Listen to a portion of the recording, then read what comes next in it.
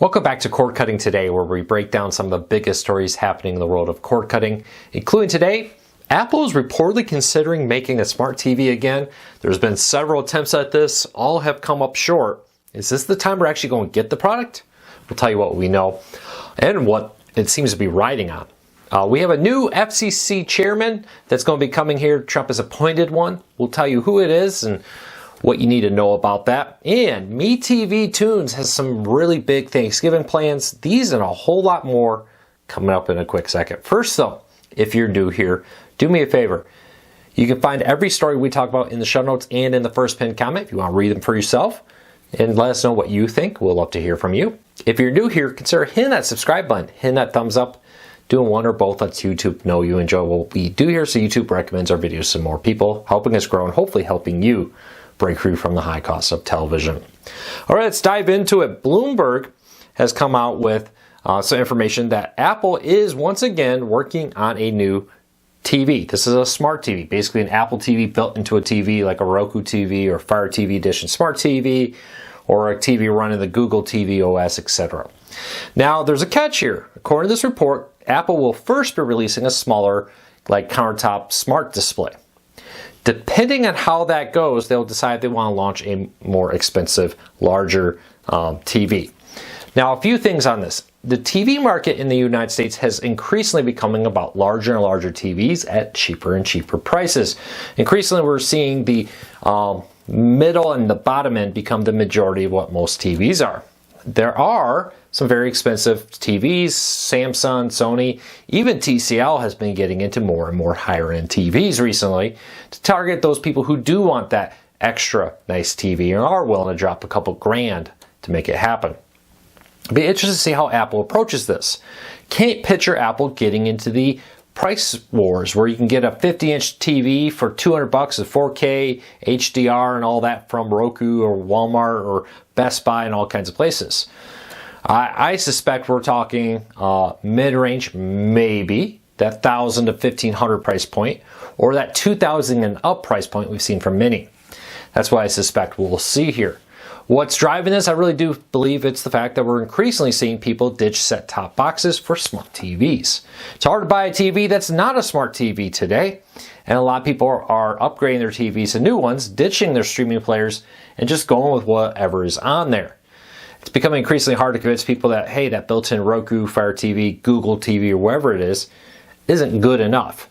And you need to go spend another $100 or $200 to go get a streaming player from Apple or Nvidia or some other device.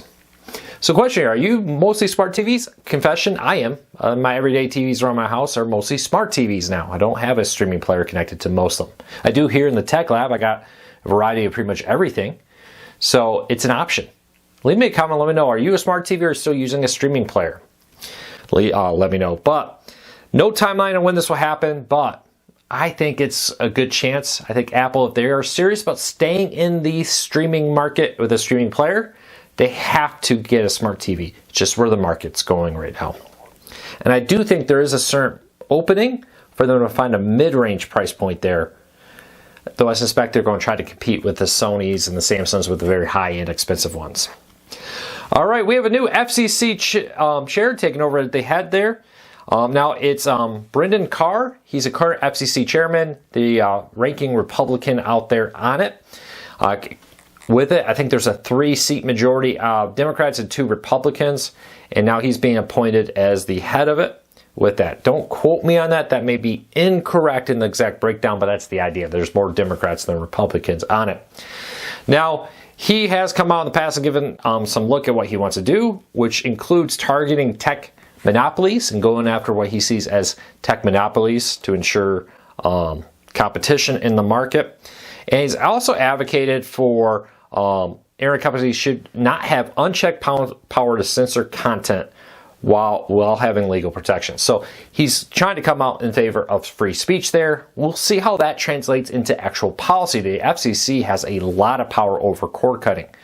You know, we already talked about the fact that they're currently in a battle to bring the internet back under the FCC, away from the FTC as part of a net neutrality deal. We'll see if that plays out into reality.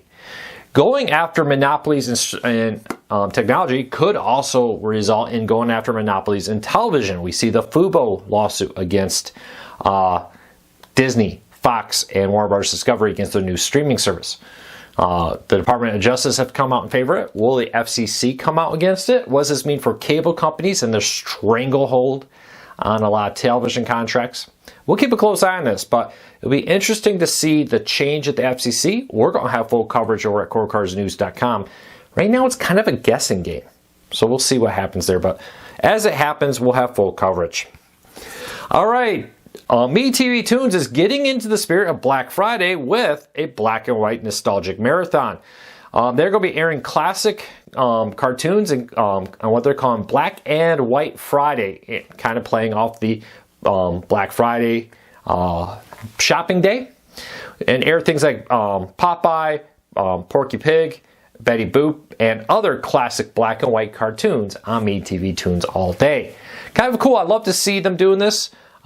With that, I think we heard that MeTV is also going to do a roast special. We'll see what happens there. But you're going to see a bunch of Looney Tunes, Popeyes, and other ones. If it's not available over there where you live, it is available on Philo and Friendly TV if you want to check it out. Link in the show notes if you want to learn more and see some of the schedule of what shows and episodes you can expect. All right, there's a new study that's for the top U.S. cities struggling with broadband quality and affordability. Now, this came from TRG Data Centers, where they looked at the top cities that struggle with internet quality and affordability. Now, interesting, Providence came in on the list with an average download speed of 228 for $75, but St. Louis was shocking to me. Just an average download speed of 64 megabits down for $72 with that. Kind of shocking. You have others on here.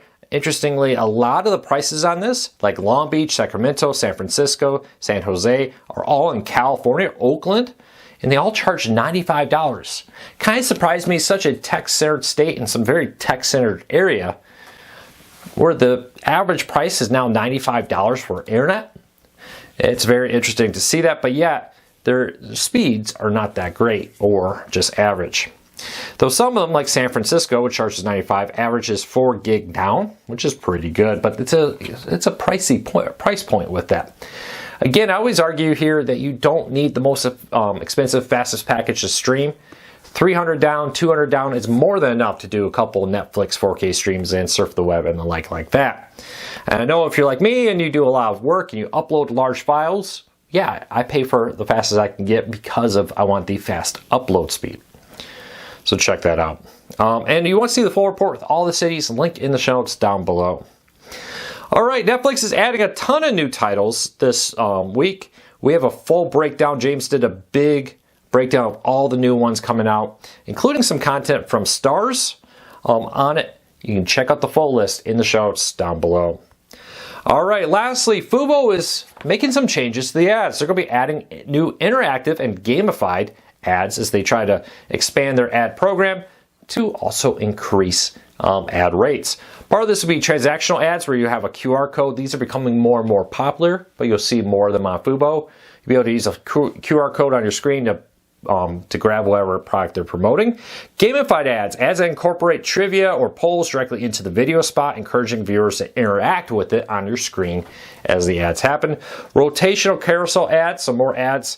I'm guessing this will be placed into the user menus on it, the way they describe this. And geolocator ads, more ads geolocated to you, something that cable television has done for a very long time. And other services. Now Fubo's getting more heavily into it, trying to take their ads and more focus them to your area. So maybe you see, for example, instead of a national ad for like Ford, you'll see a localized ad just for your specific Ford dealership where you live, for example. Suspect to see these roll out soon as Fubo continues to try to find new ways to raise revenue as they still struggle to find profitability.